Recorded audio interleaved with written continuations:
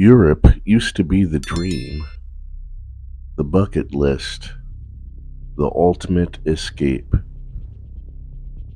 But now, they don't want us there. Across the continent, locals are rising up, and the message is clear. Tourists, go home. What went wrong? In 2025, anti-tourism protests have hit new levels.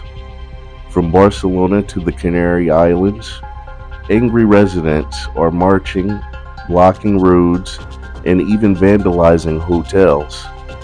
Some are even physically confronting travelers. Why? Because for locals, tourism has turned their paradise into a nightmare. Is this just local frustration or a new form of xenophobia?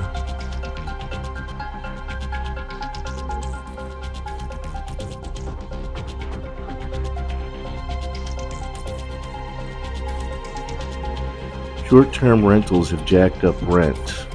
Local businesses are replaced by overpriced brunch cafes. City centers are flooded with influencers chasing clout, not culture. The result? Locals are being pushed out of their own cities. Wine, provided airport transfers, recommended excursions. The bathroom and the bedroom were clean and comfy. The lighting wasn't the best at night, but it was perfect during the day. Great. Hi, everyone. I wanted to provide an update for travel to Portugal, more specifically to Lisbon, as it relates to short-term rentals and or Airbnb. So what's happening is that there's a petition in place with over 10,000 signatures at this point. And what that petition is looking to do is to ban the rental of Airbnb and short-term rentals to tourists. Now, the reasoning behind this is similar to what the reasons are for what we saw in Spain earlier, or actually last summer.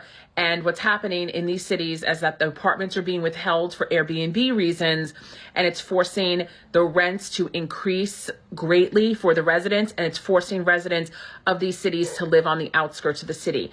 So this is their way to combat that and to really make sure that the residents of Portugal and Spain are able to actually live in their country affordably. So stick around for more. This is a situation that we've seen happen, and we're seeing other things happen around Europe as well with over tourism. Big problem, Lisbon is so overrun with tourists that locals won't even step out onto the streets.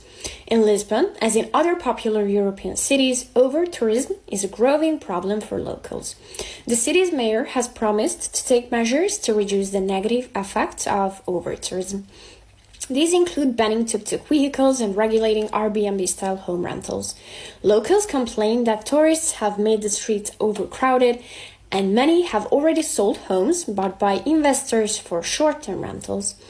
Lisbon had 6.5 million tourists in 2023, up 1 million from 1 year earlier.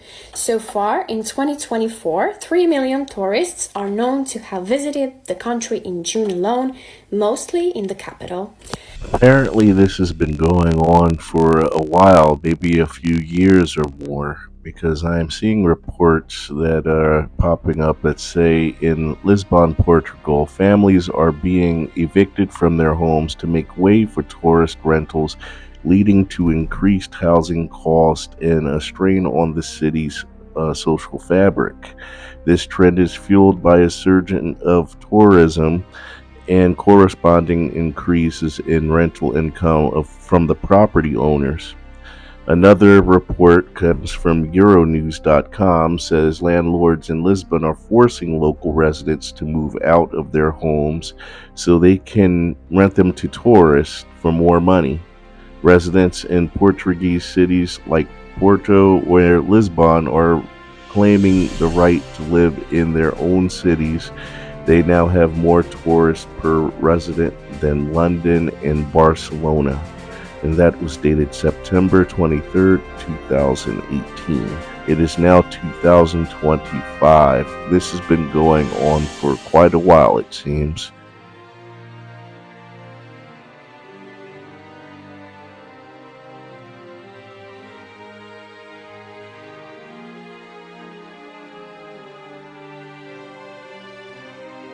But now tourists are fighting back.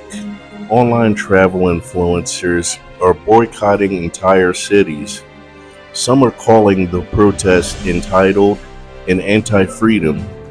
One tourist in Venice went viral for saying, "If you don't want tourists, stop selling overpriced gelatos." A warning to anyone traveling to Europe this summer. We were assaulted in Barcelona, and I think it's because we're Asians. We only had 2 nights planned in Barcelona because we're only here to catch a cruise over to Malta. And before coming, we had known and we had heard about the over-tourism, the anti-tourism sentiment from the locals. And we totally understand because we're from Thailand. We have over-tourism as well. So we were coming out of a Van Cleef store on La Rambla. It was like the main shopping street of Barcelona. We were heading straight to our hotel room because we didn't want to have valuables on our hand. It was just a short walk, around like 5 minutes. Yep. But it was a very, very crowded road. Obviously, tons of tourists, locals walking and shopping along the street. We were waiting to cross the road, and as soon as we were just about to cross, a man kicked me right on my leg. It was quite a hard kick because at first I thought no one was going to walk around and then kick someone that hard, just, randomly. So we were stunned. So I was a bit confused. Yeah. And as soon as I turned around, he slapped me right across the face.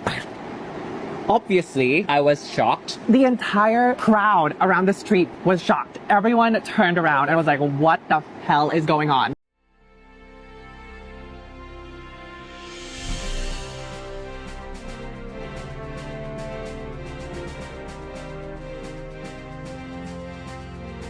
Here's an uncomfortable truth.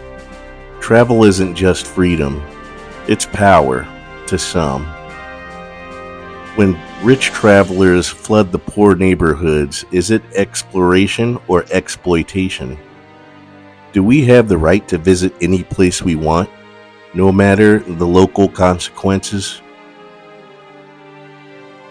Maybe the world is waking up to the dark side of travel.